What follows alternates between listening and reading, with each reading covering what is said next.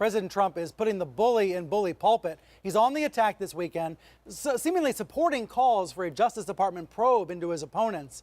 But of all the tweets there's been, I want to hone in on just one of the many attacks.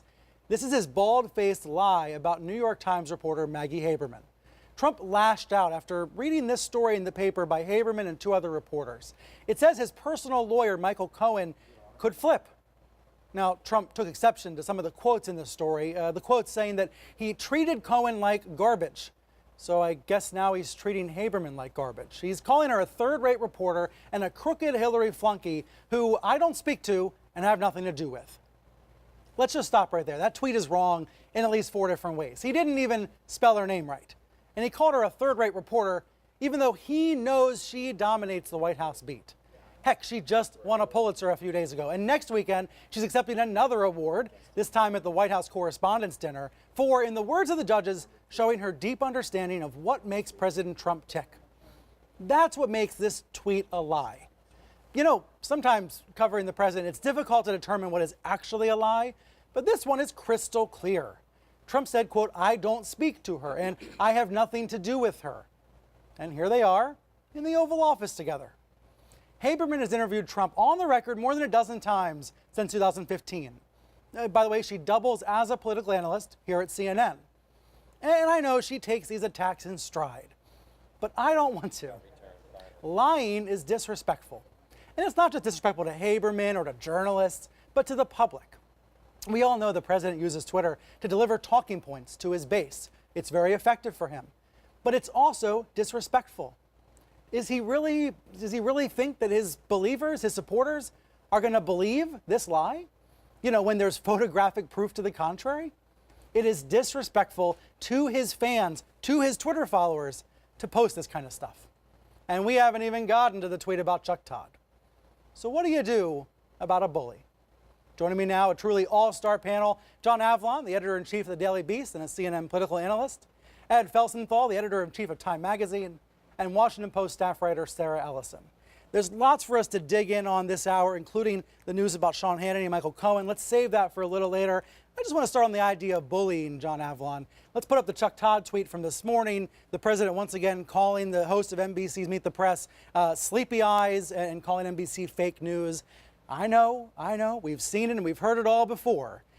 But this is bullying by the president of the United States, and I think it deserves to be the lead story. You're damn right. And look, I mean, Trump is proud about putting the bully back in bully pulpit, as you said. And some of his supporters will no doubt make that a T-shirt at some point. But it diminishes the office of president, as does his transactional relationship with the truth.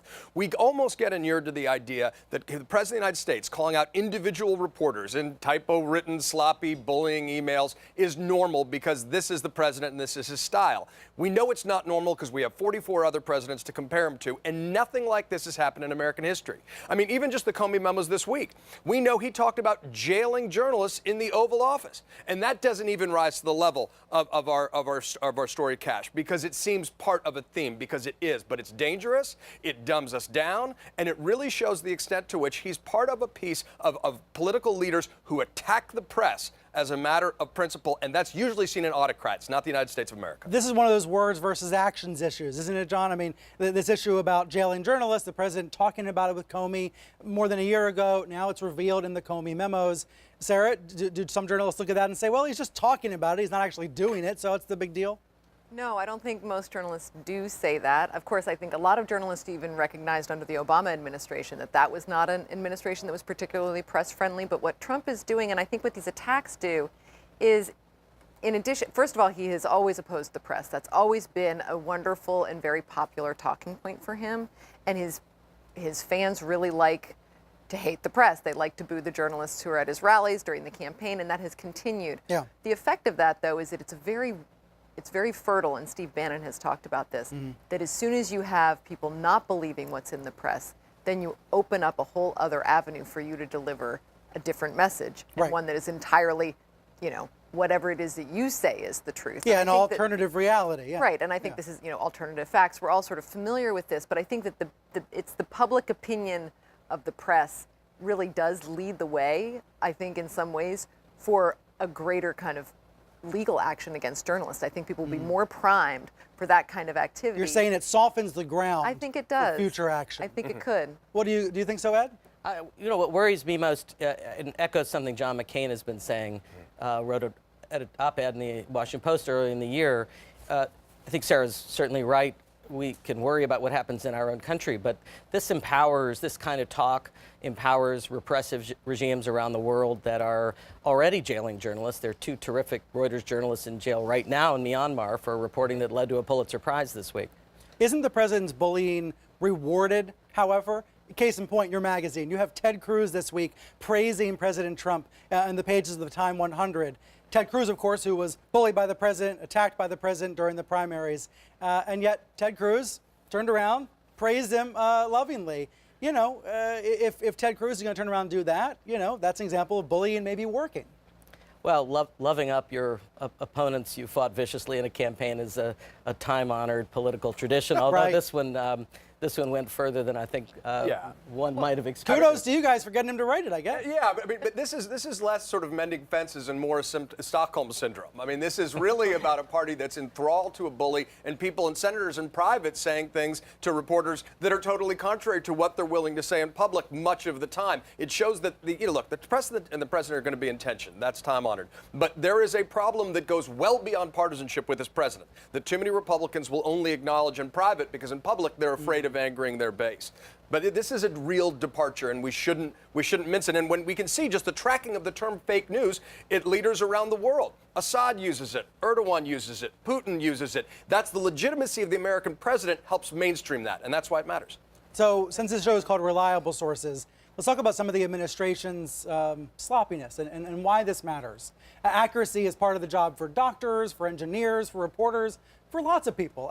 Every time I make a mistake or I have to run a correction, I am mortified.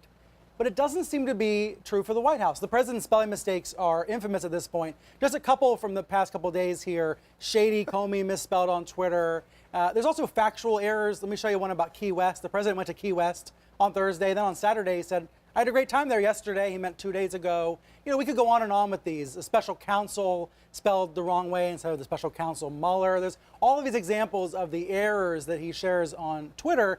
And I think it trickles down to the staff as well. I thought the most embarrassing error of the week was in a statement on the occasion of Barbara Bush's passing. The date was wrong on the statement. It said 2017. It meant 2018. This was a statement that could have been written days ahead of time. I would have been happy to proofread it for them or fact check it for them. I just wonder what the panel thinks of this, because I know this is not the most important issue in the world, but I do think it's important because it speaks to, if you can't get the small stuff right, can you get the big stuff right, like a North Korea summit? Ed, do you agree? Does this matter? Does this matter at all? I mean, I think it's more of a reflection of the way this White House operates, which, among other things, is seat-of-the-pants fashion. And, you know, we all know from running news organizations and being part of news organizations that you make the most errors when you're flying off on deadline or you know, there's not an orderly process. And I think that's really more what this is an indication of than a critical national issue around spelling. Yeah, it's not number one, but does it matter, John? Of course it does. Look, tone comes from the top. That's the key thing in any organization. So if the president has an untidy mind, isn't paying attention to details or pesky things like facts, it flows through the organization. And look, while I think we have greater roles and responsibilities than being the grammar police for the presidency, it's worth assuming that the president of the United States should be held to at least the same standard as a cub reporter.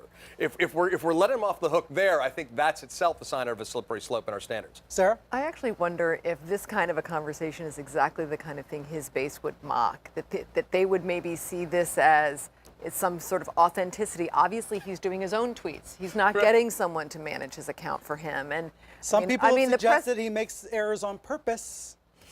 On purpose, in order to appeal to ordinary folks who well, make mistakes. I can just, everybody does. Maybe he's trying to look. Maybe like it works for him. I mean, obviously, those kinds of things work for him in a way that doesn't resonate with this panel. But I think that there could be a real either deliberate effort to do that, or it's just something that shows, hey, I'm busy, I'm doing a lot of things, so what if I have a misspelling or two? I mean, that is a Trumpism. I think we should all be more concerned with the facts than the spelling.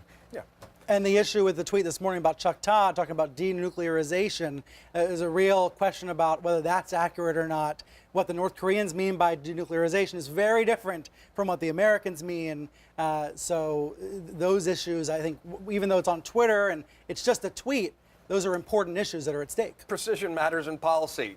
Governing is not the same thing as grandstanding. And so that's why these things do matter. Remember, every tweet we know is an official presidential statement. He's issuing policy on That's Twitter. right. So in fact, it is, I mean, what he does on Twitter is not just a tweet. It is actual, it's his organ of communication. So